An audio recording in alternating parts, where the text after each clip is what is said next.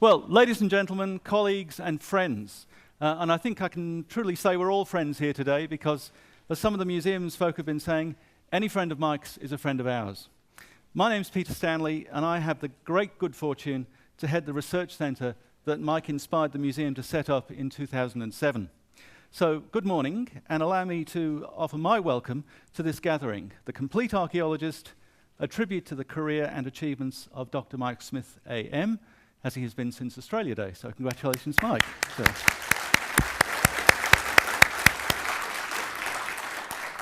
And that won't be the first round of applause in today's sessions.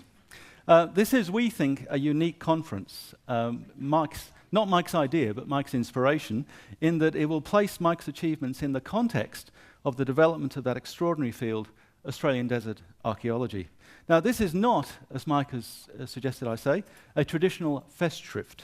Neither is it a valedictory, nor a farewell, nor a launch of his book, because sadly, advanced copies haven't arrived from New York.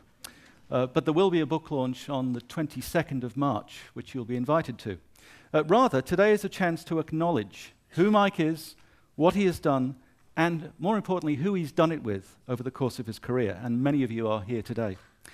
A couple of prosaic announcements. First of all, could you please remember to turn off your mobile phones? The toilets are out of the theatre on the right, and coffee will be in the hall where you registered.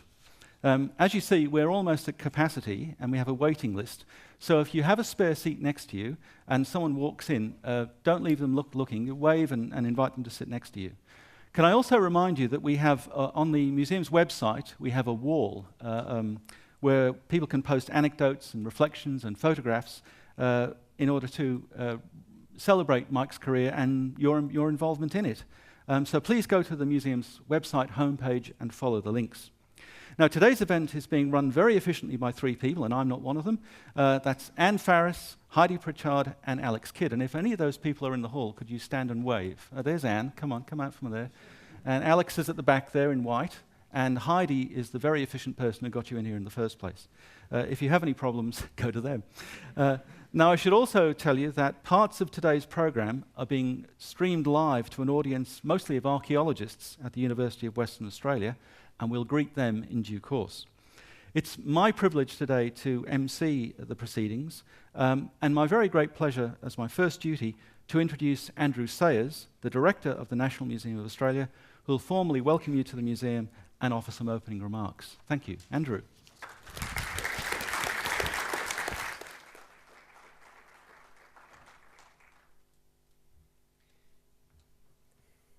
Thank you very much, Peter, and welcome everybody.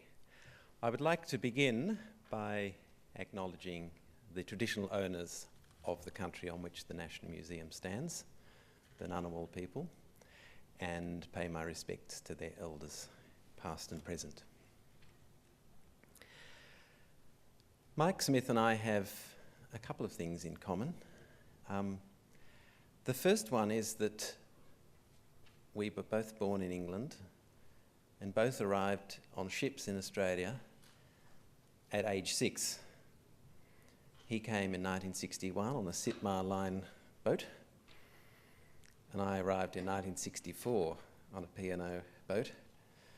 And I still remember vividly my arrival in Adelaide, although we were headed for Sydney, because it was actually the same moment that the Beatles were appearing on the balcony of the Adelaide Town Hall.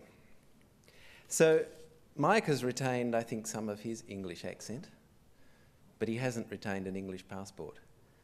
I guess I've retained some of my English accent, and I haven't retained my English passport.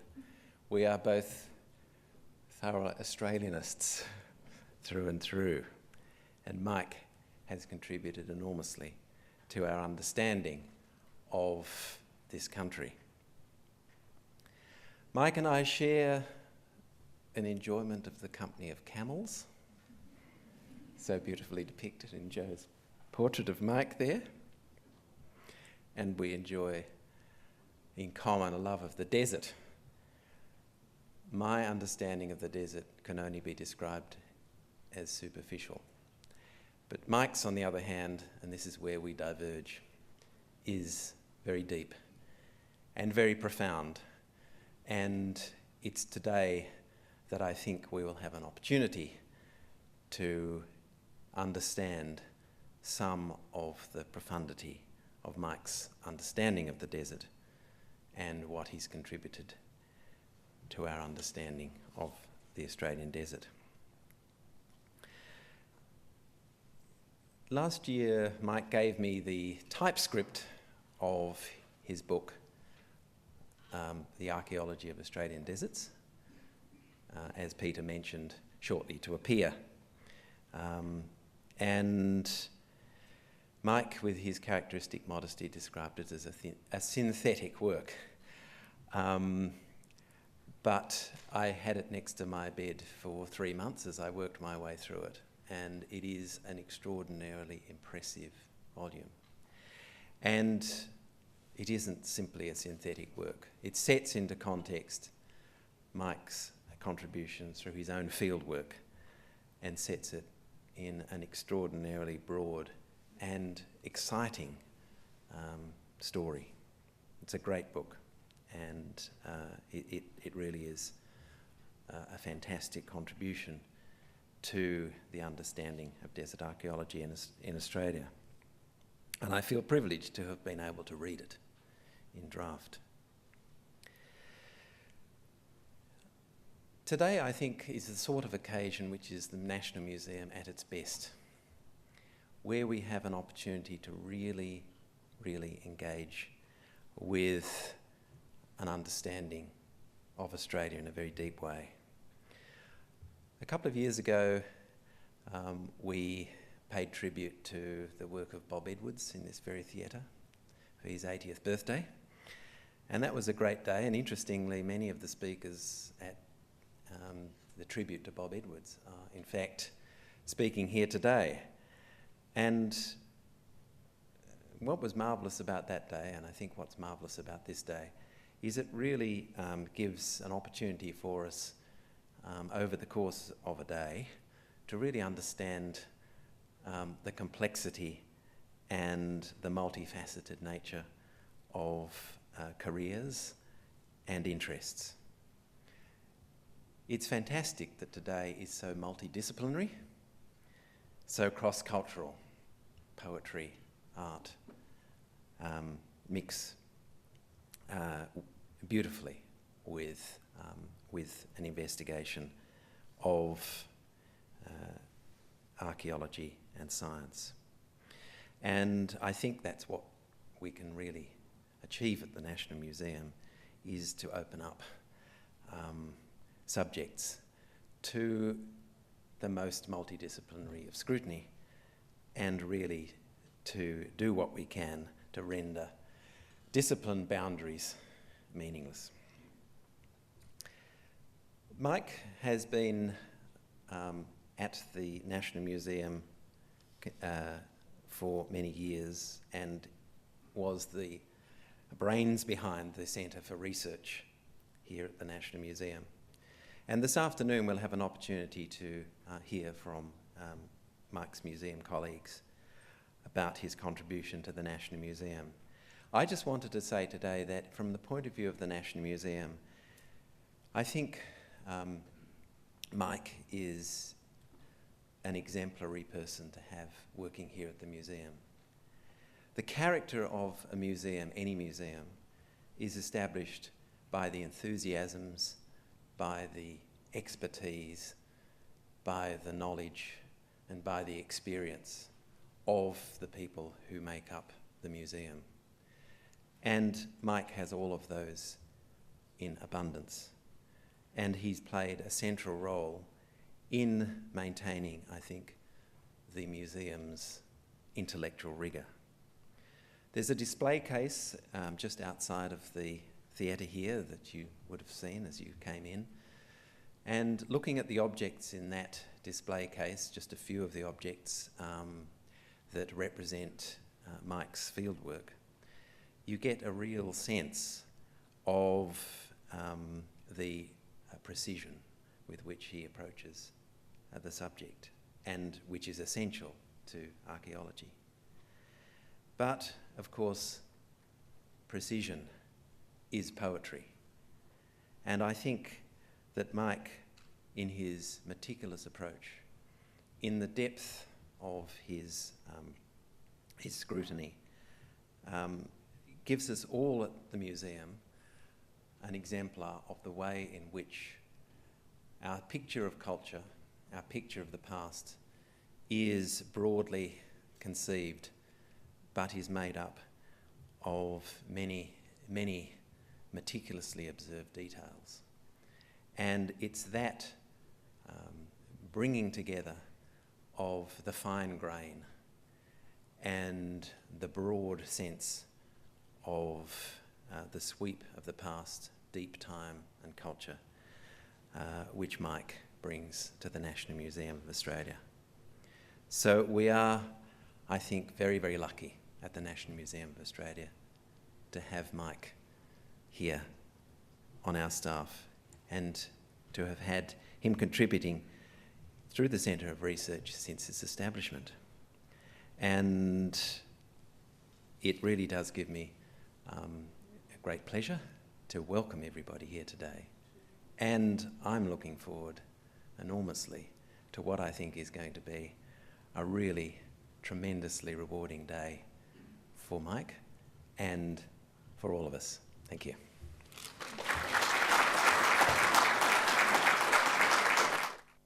Thank you, Andrew. I'm British born as well, so you might think that the museum's run by an English mafia. And thank you, Andrew, for your support for this event and for the Centre.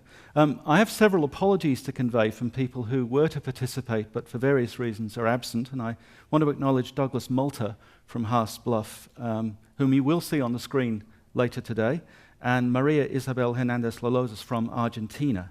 Now, to those who have made it here today, can I take the opportunity to point out that we have a very busy program and we need to keep to time, so I'll be sitting just here in the front where Alex is sitting, and I will be glaring at speakers who go on for too long. But to be starting on a positive note and pick up a word that Andrew used, poetry, we would like to begin with poetry. One of Mike's desires for this event was to include creative artists as well as his fellow archaeologists and museologists. And as you'll see and hear, and indeed can see now, their involvement will impart a very special tone to today's tribute. And it will begin with the words of Mark O'Connor, a poet who has an association with Mike and deserts going back at least a decade, and you'll see Mark's words on the screen later today. So friends, Mark O'Connor. Thanks, Peter. It's a privilege to speak here. When Peter Stanley told me Mike Smith would like me to read one of my desert poems, he added that Mike would like it even better if I would write a new poem. I talked to Mike, who told me he thought no poet had yet captured the poetry that's hidden in the basic tradecraft of modern archaeology. He challenged me to try, offering ideas and feedback. And this poem is the result. As you will detect, it contains numerous concepts and phrases for which I'm indebted to Mike. Camped near the dig, mug in hand, out past the tarn of Auber, most unglacial of soaks, in that 3/4 of Oz set aside for mystic poetry. It's country where you count trees to a square kilometre, and trees count the water, a world of spinifex pixels. Baldwin Spencer saw a people stranded in time, primitive but not primordial, modern humans who weren't. Tyndall's deep bed at Devon Downs had no dates, but Mike from old fires and toe bones helped make a story with dates and, where possible, names, traced it all forward to where deep time meets memory, slides into history, motives become known, phonemes are guessed. And walking the land between rains, like a clock slowing down through its hushed sand places, where even to walk seems an act of reverence, part of that endless fitting of bare feet to country. He knew this high tropical plain, the height of a cloud above the coast. And meeting the ancestors, that slow, gentle shock as you enter a cave, praising yourself to have found its refuge, that first sense, half chill on your spine, at how the dark splotches run together, till the faint reddish stain might just be a euro, could not be an accident, and sudden, as if you'd been served with a summons, the stenciled hands remind that this cave which you've found is not yours and not found by you. The cave wall says, I own, not I relinquish, and art is its sacred charter. Mike found, or refound, a cave's deep rock cap against the sun, in this land on the edge of the monsoon rains, reptile and rock crevice country, and sand, iron country, oxidized red by one vast bath of sun and air, land where the spinifex thrusts its needled delusive hay to clog radiators, burn cars. A Devonian sand dune, cross-bedded from the age of fishes, had conceived this hollow, Purit Jara's overhang. Archaeology, says Mike, is not one-day cricket, but a decades-long test. Quick conceptions, then a long, slow fostering, like rearing and training a wicked child. A few weeks romance and dig, then the long monogamy of writing up. Layers fade as you rapidly read them before rodents or floods get in. It's a corpse you dissect till it vanishes, each layer of tissue scraped off into sketches and words, while invertebrates move sand pixels down thin pipings, scrambling eras and dates like the ignorant mice that ate Homer. Rabbits blast through the layers utterly. So dissecting the site is surgery with washed, dusty hands, peeling back the skin, dissecting its rusted oxide anatomy, how the nerves connect, bones articulate. And that first trench is a manhole inserted intuitively into time. Honest tradesmen of our science-based humanity who keep neat field books, well-listed and well-labelled finds, we hope that the past lies underground. A cave means where nature took stuff away. Why then should it redeposit to wrap and record later events, like thick paper between the strata? Erosion somewhere, or exfoliation, must feed this fine dribble of deposit, else like a seismograph whose paper's jammed, the years of data overprint to a charcoal smudge, undateable. There are digs like the Grand Canyon's layers, more gap than sequence, with 4/5 of Earth's ages missing. Since hills don't collect information, they erode, losing even what was buried before. A hill is a black hole in time. But sand sheets, sometimes finished finely and whitely as art paper, or coarse and crenellated, more likely piled up in crannies, laid down in faces, like a carpet rucked, yet all can be written in. Mike reminds us, what washes into a cave swirls unevenly. Remember too that whatever was once dug out has been spread again, and look for artefacts eroding out on the drip line.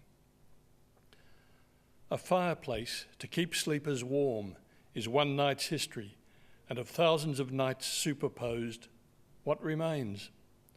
Let us hope nature makes a steady deposit for millennia, in this case of sand. 100 years in a spit is large print history.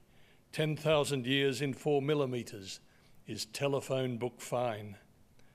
But an eroding site, like a blackboard ever erased, leaves a palimpsest of eraser scratches. 200 years of goanna, wallaby, fish, and their ashes, scraped clean and reapplied. Reading that is like telling a school's history from what the blackboard showed on the last day. So the archaeologist's drive to make meaning meets the myth makers on their home ground. So, does the work end in a book-choked study, a time-travelling dream before dawn, coffee in hand, staffies snoring on your feet, that becomes a vision, a linking hypothesis that might take a century to prove? Or in something pragmatic, perhaps some draft for a minister, now it seems on side, about the first people's claim to lands for a Constitution's preamble? Well, we will go on searching. Thank you.